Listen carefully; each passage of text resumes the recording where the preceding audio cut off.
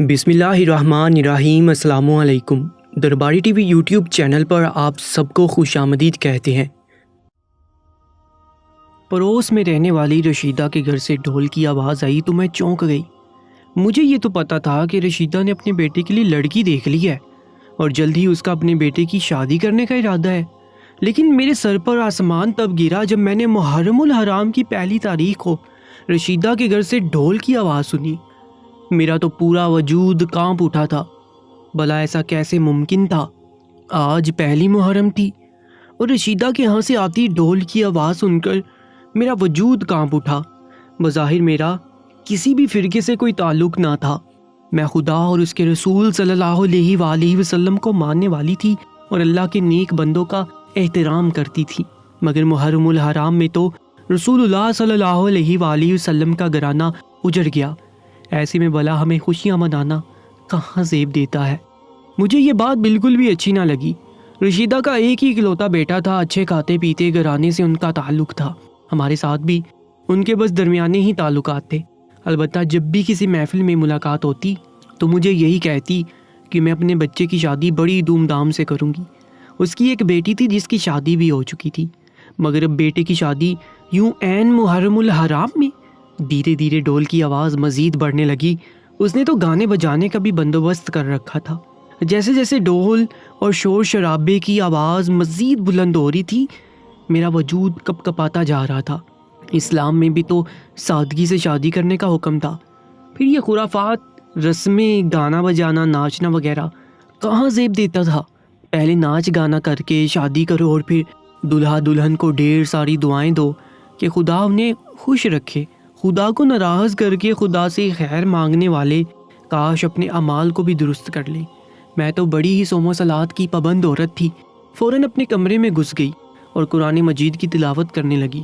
رات گئے تک ڈھول ڈھمکوں کی آوازیں آتی رہی۔ میں نے سوچ لیا تھا کہ صبح جا کر ضرور رشیدہ کو سمجھاؤں گی۔ ارے ایسی بھی کیا مجبوری جو محرم میں ہی بیٹے کی شادی رکھ لی؟ وہ محرم گزرنے کے بعد بھی تو بات پکی کر سکتی تھی۔ صبح ہوئی تو میں سیدھا رشیدہ کے ہاں چلی گئی جو بیٹے کی بڑی تیار کر رہی تھی۔ ساتھ اور بھی خاندان والیاں اس کے ساتھ بیٹھی تھیں۔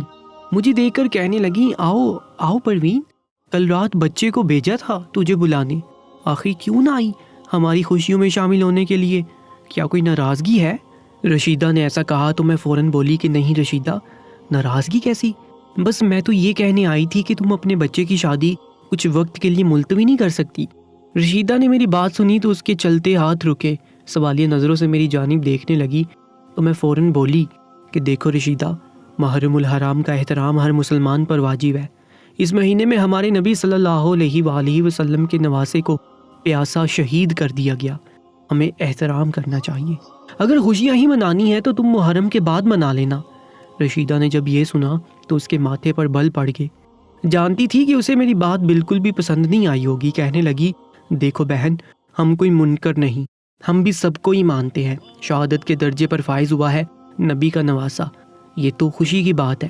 شہید تو زندہ ہوتے ہیں اور ہمیشہ زندہ ہی رہتے ہیں، شہادت سے بڑھ کر کوئی درجہ ہے بھی نہیں۔ پھر بھلا میں کیوں اپنے بچے کی شادی کینسل کر دوں؟ رشیدہ کا لہجہ کافی خاردار تھا۔ میں خاموشی سے وہاں سے اٹھائی۔ مہندی والے دن ایک بار پھر ڈھول ڈھمکوں کی آواز گونجی۔ اس رات 7 محرم تھی۔ ایک جانب جلوس گزر کر جا رہا تھا اور دوسری جانب رشیدہ کے بیٹے کے دوست مہندی کی رسم ادا کرنے کے لیے خوب ہلا گلا کرتے ہوئے پہنچے تھے۔ میں گھر میں ہی موجود عجیب وسوسوں کا شکار تھی کہ تبھی اچانک ڈھول کی آوازیں آنا بند ہوگی۔ میں نے بے ساختہ نظریں اٹھا کر دیکھا، آخر ایسے بھی کیا بند پڑی کہ ڈھول بجنا بند ہو گئے؟ کچھ سوچ کر گھر سے باہر نکلی اور رشیدہ کے گھر کے گیٹ کے پاس پہنچی ہی تھی کہ کچھ ایسا دیکھنے کو ملا جسے دیکھ کر میرا وجود لرز کر رہ گیا۔ سامنے تو رشیدہ پر اللہ کا قہر۔ ہمارے اپنے سبھی محلہ داروں کے ساتھ تعلقات بہت اچھے ہیں، سبھی مل جل کر سلوک اتفاق کے ساتھ رہتے۔ سال کے 11 مہینے کسی کو بھی اس بات کی پرواہ نہ ہوتی کہ کون کس مسلک یا فرقے سے تعلق رکھتا ہے، مگر جیسے ہی محرم الحرام کا چاند نمودار ہوتا تو ایک عجیب سی فضا قائم ہو جایا کرتی۔ ہاں، میں انہی لوگوں میں سے تھی جو شر پسندی اور فرقہ واریت کی پھیلی فضا سے شدید چڑ کھاتی تھی۔ بجائے دینی تعلیمات اور شہداء کی قربانی کا مقصد سمجھنے کے لوگ ایک دوسرے پر تانے کسنے لگتے، کرداروں کو برا کہتے، میں یہ 10 دن ضائع کر دیا کرتی۔ حالانکہ سب کو اپنے عقیدت کے مطابق احترام کرنا چاہیے، مگر خیر یہ اس معاشرے کو کون سمجھاتا۔ ہمارے محلے میں صرف ایک ہی گھر ایسا تھا جو کہ شیعوں کا تھا، باقی سبھی مختلف مذاہب سے تعلق رکھتے۔ ہمارے گھر سے 2 گھر چھوڑ کر رشیدہ نامی خاتون رہتی تھی جس کا شوہر ریٹائرڈ آرمی آفیسر تھا، اور اب ان کا اکلوتا بیٹا بھی فوج میں ڈیوٹی سر انجام دے رہا تھا۔ بہت عرصے سے بیٹے کی شادی کرنے کا سوچ رہی تھی، مگر میرے پیروں کے نیچے سے زمین تو تب نکلی جب اس نے محرم کا چاند نظر آتے ہی ڈول بجوا دیے۔ میرا تو دل دہل گیا، آخر یہ ڈول کی آواز کہاں سے آئی تھی؟ چھوٹے بیٹے کو گلی میں بھیجا تو پتہ چلا رشیدہ کے بیٹے کو مائیوں بٹھا دیا گیا ہے۔ 8 محرم کو اس کی بارات ہے۔ میں نے یہ سنا تو دلی افسوس ہوا تھا، سوچا کہ جا کر اسے سمجھاؤں گی تو سمجھ آئے گی، مگر وہ تو ہتے سے ہی اکھڑ چکی تھی۔ میں دوسری بار اس کے پاس گئی ایک آخری کوشش کرنے کی کہ اگر تم لوگ شادی کینسل نہیں کر سکتے تو کم از کم سادگی سے ہی کر لو، اتنا تو کر ہی سکتے ہو۔ مگر تبھی رشیدہ کی بڑی بیٹی ہاتھ میں مٹھائی کا ڈبہ لیے ہوئے میرے پاس آ گئی اور کہنے لگی، یہ لے پروین، آنٹی مٹھائی کھائیں۔ اس نے مٹھائی کا ڈبہ میری جانب بڑھایا تو میں نے ہاتھ کے اشارے سے اس ڈبے کو دور کر دیا اور کہنے لگی کہ نہیں بیٹا، میں مٹھائی نہیں کھاتی۔ اس کی بیٹی بولی، کیوں آنٹی، خدا نخواستہ شوگر تو نہیں ہوگی؟ اس کا طنز سن کر میں بولی کہ نہیں بیٹا، میں محرم میں خوشیاں منانے والوں میں سے نہیں ہوں۔ اتنا سننا تھا کہ رشیدہ فوراً بول اٹھی، نہ دو پروین خالہ کو مٹھائی، لگتا ہے کہ پڑوسیوں کے رنگ ڈنگ دیکھ کر یہ بھی شیعہ ہوگی ہے۔ رشیدہ کا بلند کہکہا گونجا تھا، مگر میں بس پھیکی سی مسکرا کر رہ گئی تھی۔ میں نے دوبارہ ایک نظر رشیدہ پر ڈالی اور کہنے لگی کہ میرا کسی فرقے سے کوئی تعلق نہیں، مگر احترام ہم سب پر واجب ہے۔ اپنے پیاری نبی محمد مصطفیٰ صلی اللہ علیہ وآلہ وسلم کے امتی ہیں، جنہوں نے سجدوں میں رو رو کر اپنی امت کے لیے خیر مانگی، ڈھیروں دعائیں کی تھیں، تو کیا ہم ان کی اولاد کا احترام بھی نہیں کر سکتے؟ ان کے احترام میں اپنی خوشیوں کو کچھ لمحوں کے لیے ملتوی نہیں کر سکتے؟ میری بات تو رشیدہ کے اندر جیسے آگ لگا چکی تھی، وہ تو اور مشتعل ہو گئی۔ اس نے پلٹ کر میری بات کا کوئی جواب نہ دیا۔ میں بھی اس کے گھر سے نکل ہی رہی تھی کہ اس نے بلند آواز میں سپیکر پر گانے چلا دیے اور خوب ہلا گلا کرنے لگی۔ چھوٹی بچی اسے کہنے لگی کہ چلو ناچ گانا شروع کر دو، آخر میرے اکلوتے بیٹے کی شادی ہے۔ میں جو سمجھ رہی تھی کہ اس کا دل موم پڑ جائے گا، مگر ایسا کچھ نہ ہوا۔ گانا سننا بھی تو اسلام میں حرام تھا، پھر آخر کیوں رشیدہ کو سمجھ نہ آ رہی تھی؟ میرا دل اندر ہی اندر کئی ٹکڑے ہو گیا۔ میں شرمندگی بھی محسوس کر رہی تھی کہ کیا فائدہ میرا یہاں آ کر انہیں سمجھانے کا۔ خیر، میں نے تو اپنی جانب سے حق ادا کر دیا تھا۔ میں اپنے گھر چلی آئی۔ اس رات ایک بار پھر ناچ گانے کی محفل جمی تھی۔ بلند آواز میں ڈھول کی آواز آتی کہ میرا وجود کانپ کر رہ جاتا۔ رشیدہ کا بیٹا فوج میں افسر لگا ہوا تھا۔ رشیدہ کو اس بات پر بہت فخر تھا کہ اس کا بیٹا فوج میں ہے اور ملک و قوم کی خدمت کر رہا ہے۔ وہ تو پورے محلے میں بیٹے کی تعریفیں کیے نہیں تھکتی تھی۔ ایک ہی بیٹا تھا، اس لیے وہ اس کی شادی دھوم دھام سے کرنا چاہتی تھی۔ آج دوسری محرم شروع ہو چکی تھی اور اس کے بیٹے کی شادی 8 محرم کو تھی۔ میرا تو سوچ سوچ کر ہی برا حال ہو رہا تھا کہ نہ جانے کیا ہونے والا ہے۔ دل میں عجیب سے وسوسے آ رہے تھے۔ رشیدہ کو تو ذرا بھی خوف خدا نہیں رہا تھا۔ وہ تو زور و شور سے بچے کی شادی کے دن یادگار بنا رہی تھی۔ ہم جس محلے میں رہتے تھے وہاں پر صرف ایک ہی گھر تھا جو شیعوں کا تھا۔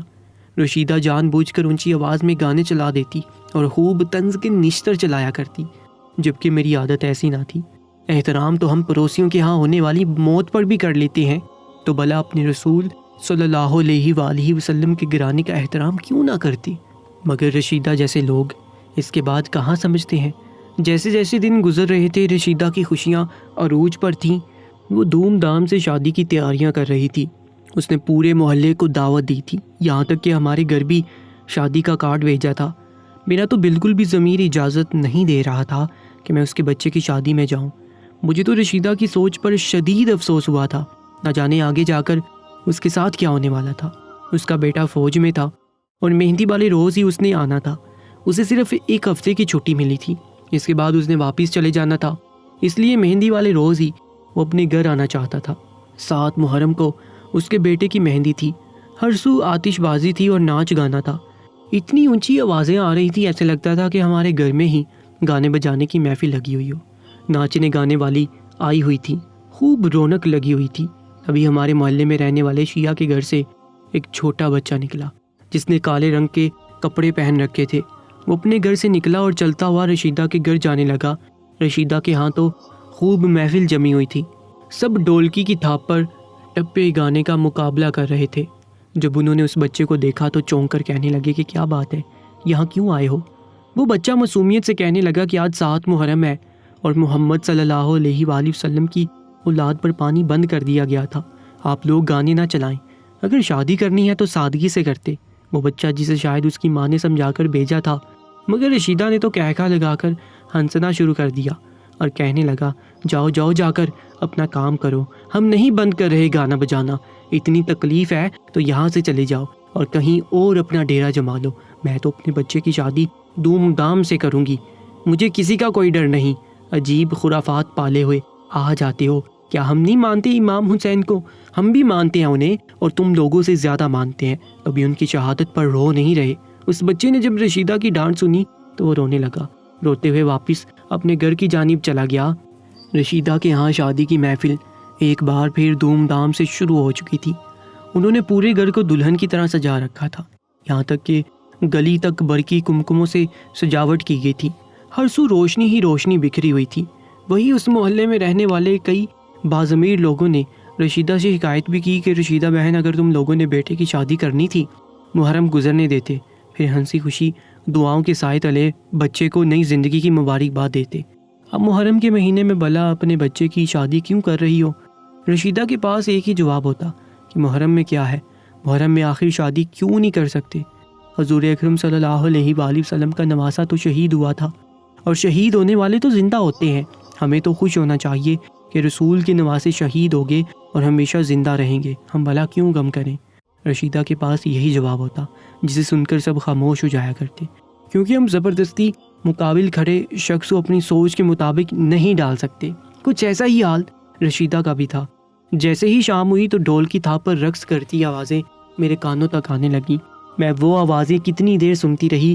آج 7 محرم تھا اور کل رشیدہ کے بچے کی بارات تھی، مگر ابھی تک ان کا بیٹا گھر نہیں پہنچا تھا۔ سننے میں آیا تھا کہ رشیدہ کی بیٹی بائی کو لینے گئی ہے، کہتے ہیں کہ بائی کو اچھے پاؤڈر سے مہندی کا دولہا بنا کر ہی لائے گی، مگر اب تو کافی دیر ہو چکی تھی، ابھی تک دونوں بہن بھائی واپس نہیں آئے تھے۔ دھیرے دھیرے ڈول کی تھاپ کم پڑتی گئی اور خوشی سے ہلا گلا کرتی آوازیں بھی دھیمی پڑتی چلی گئی۔ میں اپنے گھر میں بیٹھی تسبیح کرنے میں مصروف تھی، مانو کانوں کو سکون مل گیا تھا، مگر بے چینی نے بھی سر اٹھایا کہ آخر ایسا کیا ہو گیا جو آوازیں آنا بند ہوگی۔ میں گھر میں بیٹھی ابھی تسبیح پڑھنے میں ہی مصروف تھی کہ تبھی مجھے ایک فلک شگاف چیخ سنائی دی، اسی کے ساتھ ہی ایک شور بھی سنائی دیا، نہ جانے کیسی قیامت ٹوٹ پڑی تھی۔ میں فوراً اپنا بستر چھوڑ کر اٹھی، میرا تو دل دہل کر رہ گیا۔ میں فوراً اپنے گھر سے نکلی اور رشیدہ کے ہاں جانے لگی، جہاں دھیرے دھیرے لوگوں کا مجمع اکٹھا ہونے جا رہا تھا۔ اس کے گھر پہنچی تو رشیدہ کی جو حالت دیکھی وہ دیکھ کر دنگ رہ گئی۔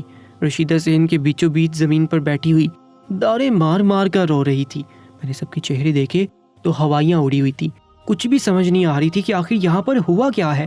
میں آگے بڑھی، پوچھنے لگی کہ آخر کیا ماجرا ہوا ہے، شادی بیاہ کے گھر میں یوں رونا دھونا کیوں شروع ہو گیا؟ جو بات مجھے معلوم پڑی وہ سن کر میرے پیروں کے نیچے سے زمین نکل گئی، بے ساختہ میرا ہاتھ میرے منہ کے آگے گیا، میرا وجود تو کپ کپ آنے لگا۔ رشیدہ کا بیٹا دراصل دشمن کے خلاف بمباری کر رہا تھا، مگر جو ہی واپس پلٹا تو اس پر فائرنگ شروع ہوگی۔ وہ شدید زخمی حالت میں تھا جب اسے اسپتال لایا گیا۔ یہ خبر عین وقت پر رشیدہ کی بیٹی کو پتہ چلی تو وہ پورے گھر کو دیکھنے لگی، ہر طرف رونقیں لگی ہوئی تھیں، سب کو ہی دولہے کے آنے کا انتظار تھا۔ اگر وہ یہاں کچھ بتاتی تو کہرام سا مچ جاتا۔ اس کی بیٹی کو یہ بات معلوم پڑی تو اس نے گھر میں کسی کو بھی نہ بتایا اور خاموشی سے خود ہی ہسپتال چلی گئی۔ یہی دعا کرتی رہی کہ خدا کرے بائی کو زیادہ چوٹ نہ آئی ہو، کم از کم شادی کا فنکشن تو اٹینڈ کر دے۔ مگر اس کی بیٹی جو اپنے 6 ماہ کے بچے کے ساتھ اپنے بھائی کی عیادت کو جا رہی تھی، تبھی راستے میں اسے کال آئی کہ اس کا بھائی جام شہادت نوش کر چکا ہے۔ وہ اس وقت خود ہی گاڑی چلا رہی تھی۔ بھائی کی موت کی خبر سن کر اسے اپنے حواس پر قابو نہ رہا اور راستے میں اس کا ایکسیڈنٹ ہو گیا، وہ بری طرح زخمی ہو گئی اور اب دونوں ماں بیٹا بھائی سمیت ہسپتال میں داخل ہو چکے تھے۔ یہ خبر تو سچ مچ چونکا دینے والی تھی۔ بھلا ایسے کیسے ہو سکتا ہے؟ ہنستا بستا گھر تو ایک پل میں اجڑ چکا تھا۔ رشیدہ کا تو رو رو کر برا حال تھا، وہ کئی بار بے ہوش ہو چکی تھی، کبھی بیٹے کا نام لے کر روتی تو کبھی بیٹی کو یاد کر کے رونے لگتی۔ بار بار اپنے چھوٹے نواسے کا پوچھ رہی تھی جو اس حادثے میں بری طرح زخمی ہوا تھا۔ رشیدہ کہنے لگی نہ جانے کس کی نظر لگ گئی میرے بچے کی خوشیوں کو، کتنے مان سے یہ محفل سجائی تھی کہ بیٹے کی دلہن گھر لاؤں گی۔ میرے دل سے تو یہی دعا نکلی کہ خدا سب کی خیر کرے، مگر رشیدہ اپنے شوہر اور خاص رشتہ داروں کے ساتھ ہسپتال چلی گئی۔ آج تو ان کی مہندی تھی مگر عجیب فضا پھیل چکی تھی۔ میں بھی محلے داری کا فرض نبھاتے ہوئے انہی کے ہاں جا کر بیٹھ گئی، دعا کرنے لگی کہ سب ٹھیک ہو جائے۔ رات کا 1 بج رہا تھا جب اچانک ایمبولینس کی آواز آئی۔ میں ابھی تک بیٹھی تھی کہ ایمبولینس شور مچاتی ہوئی محلے میں داخل ہوئی اور سیدھا رشیدہ کے گھر میں داخل ہوئی تھی۔ جب ایمبولینس کا دروازہ کھولا گیا تو یہ دیکھ کر میرا وجود کانپ اٹھا کہ اس میں سے ایک تابوت برآمد ہوا تھا، یعنی رشیدہ کا اکلوتا بیٹا شہید ہو چکا تھا، جبکہ وہی اس کی بیٹی ابھی تک ہسپتال میں بے ہوش پڑی تھی کیونکہ اس کا 8 ماہ کا بچہ اس ایکسیڈنٹ میں زخموں کی تاب نہ لاتے ہوئے وفات پا چکا تھا۔ وہ ماں یوں ہی صدمے سے کومے کی کیفیت میں ہسپتال میں پڑی ہوئی تھی، جبکہ رشیدہ جس کو 3 خواتین تھام کر گھر کے اندر لا رہی تھیں، کوئی پانی منہ کو لگا رہا تھا تو کوئی دودھ منہ کو لگا رہا تھا، کیونکہ اس کے جوان بچے کی موت واقع ہو چکی تھی۔ اسے تو یقین ہی نہیں آ رہا تھا کہ ایسا بھی ہو سکتا ہے۔ میری بھی آنکھوں سے آنسو نکل رہے تھے، وہاں پر کھڑا ہر شخص ہی رو رہا تھا۔ جوان جہاں بچے کا باپ لڑکھڑاتے ہوئے صحن میں بیٹھ گیا، کہنے لگا کہ بڑی مشکلوں سے پال پوس کر بچے کو جوان کیا تھا، اس عمر کو پہنچایا، سوچا تھا اس کی شادی کروں گا، کئی خواب سجا رکھے تھے، مگر عین شادی کے روز میرا بچہ شہید ہو گیا۔ ظالموں نے اسے مار دیا، ہر کوئی ان کے دکھ میں برابر کا شریک تھا۔ شادی کے گھر میں ہم میت کو دیکھ کر اشک برسائے جا رہے تھے۔ رشیدہ کی تو حالت ہی غیر ہو چکی تھی، رو رو کر وہ ہلکان ہو چکی تھی، چیخ چیخ کر ایک ہی بات کہتی کہ مجھے میرا بیٹا واپس لا کر دے۔ یہ تو اس کی جوانی کے دن تھے، آج اس کی شادی تھی۔ میں بھی رشیدہ بہن کو حوصلہ دے رہی تھی مگر دل میں کئی سوالات نے سر اٹھایا تھا۔ اگر میں اس وقت ان سے کچھ کہتی تو یقیناً ان کے زخموں پر نمک چھڑکنے کے مترادف ہوتا، مگر کئی سوالات نے میرے دل کے اندر جنم لیا تھا۔ رشیدہ اور اس کے شوہر کو روتا دیکھتی تو دل بے ساختہ 1400 سال پہلے کربلا کے میدان میں چلا جاتا۔ وہاں بھی تو نبی صلی اللہ علیہ وآلہ وسلم کے نواسے نے جوان جہاں 18 سال کے بیٹے کو اپنے سامنے شہید ہوتا دیکھا تھا۔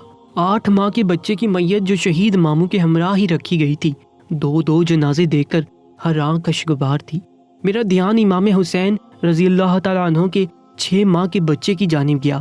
رشیدہ کو دیکھا جسے حوصلہ دینے کے لیے ہر کوئی موجود تھا، پانی تھا، شربت بھی اور دودھ بھی، مگر رسول زادیوں نے تو اپنے سامنے ایک ہی وقت میں کتنی لاشیں دیکھی تھیں۔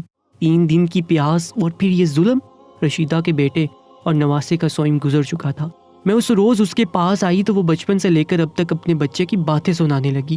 وہی اس کی بیٹی ننھے بچے کو یاد کر کے روتے ہوئے سب بتا رہی تھی۔ 3 ہی دن میں ان کی حالت بگڑ چکی تھی۔ میں نے گہری سانس کھینچی اور رشیدہ سے کہنے لگی، رشیدہ، تم نے رسول اللہ صلی اللہ علیہ وآلہ وسلم کا وہ فرمان سنا ہے جس میں وہ فرماتے ہیں کہ کسی بھی شخص کا ایمان اس وقت تک کامل نہیں ہو جاتا جب تک میں محمد صلی اللہ علیہ وآلہ وسلم اس کی جان، مال، اولاد، رزق یعنی ہر شے سے بڑھ کر عزیز نہ ہو جاؤں۔ رشیدہ نے یہ فرمان سنا تو رونے لگی۔ آنسو تو میری آنکھوں سے بھی آئے تھے۔ اس فرمان میں تو ایک مسلمان کی کل کائنات تھی، مگر غور کرتا بھی کون؟ ہمیں تو فرقہ واریت پھیلانے سے فرصت نہ ملی تھی۔ رشیدہ کا بچہ شہید ہو چکا تھا۔ میں کہنے لگی، مت رو، تیرا بیٹا شہید ہوا ہے، ہمیشہ تیرے آس پاس رہے گا، خدا اس کو جنت میں گھر دے گا۔ مگر رشیدہ کے آنسو ہی نہ رکتے، کہتی، بیٹا جیتے جی زندگی ویران کر گیا، اب میرے جینے کا کوئی فائدہ نہیں۔ مگر میں نے اس سے فقط یہی کہا کہ بے شک سارے مہینے خدا کے بنائے گئے ہیں اور اسی کے ہیں، کوئی بھی دن نیک یا بد نہیں ہوتا، مگر اس نے ساتھ ساتھ اپنے پیارے رسول صلی اللہ علیہ وآلہ وسلم کی اطاعت کا حکم بھی دیا ہے۔ اور جب ہمارے رسول زندہ حسین کی شہادت کی خبر جبرائیل علیہ السلام سے سن کر رو پڑے، اتنا روئے کہ ہچکی بند گئی، داڑھی مبارک بھی گئی، تو کیا پیارے رسول صلی اللہ علیہ وآلہ وسلم کے رونے پر تمہارے دل میں درد نہیں اٹھتا؟ آج ہم دکھی نہ سہی مگر احترام تو کر ہی سکتے ہیں، یہی تو انسانیت اور درس ہے اسلام کا۔ رشیدہ شرمندہ تھی مگر اسے یہ سمجھنے میں بہت دیر لگ چکی تھی۔ وہ مسلسل رو رہی تھی، کہنے لگی کہ آج جب خود پر گزری تو احساس ہوا ہے، بے شک میرا بیٹا شہید ہو گیا، وہ زندہ ہے مگر دل سے بار بار ایک ہوک سی اٹھتی ہے، کہ کاش وقت بدل جائے اور میرا بچہ صحیح سلامت مل جائے. شاید میں نے محرم کا احترام نہ کیا، بچے کی شادی رچائی، تبھی میرے ساتھ ایسا ہوا. خدا نے مجھے سزا دی مگر خیر. رشیدہ دل کی براس نکالتی رہی، میرے سینے سے لگ کر روتی رہی. وہ بیٹے کے بعد 1 سال ہی زندہ رہ سکی، پھر وفات پا گئی. جبکہ اس کی بیٹی نے ننھے بچے کی وفات کے بعد بڑی مشکل سے خود کو سنبھالا. دوبارہ کبھی ان کے یہاں سے مجھے گانوں کی آوازیں نہ آئیں، نہ ہی دوبارہ انہوں نے کسی مسئلے کے خلاف طنز قصے تھے.